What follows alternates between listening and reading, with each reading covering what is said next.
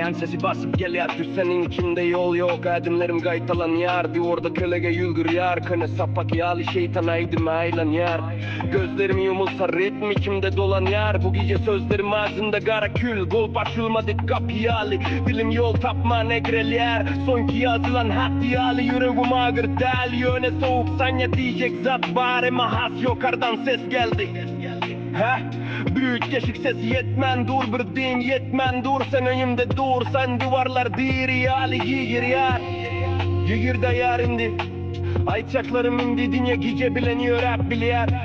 Ayçaklarım indi dinye üstümde aylan yar. Kellemde aylan yar. Ayçaklarım önyem vardı. Yöne hazır oların dişi sürülüp çıktı.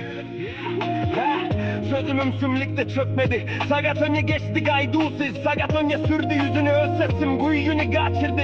Kapıdan çıktın ben düzden dikeldim. Göz göze düşse yer titre yer. Senin yüzünden seyredip sözüm köçede gezemedi yer. Aydılmadık zatlar içimde kaynap dur. Şehir garaş yer beton gürleş yer. Bir yılgırsın yeterdi indi dünya duman.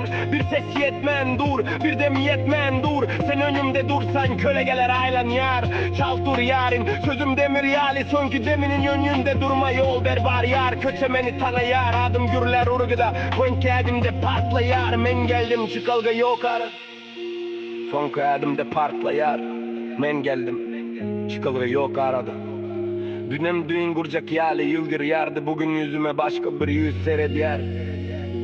Yürek donan yali yerinden kalma yar. Sagat öne geçip gidiptir.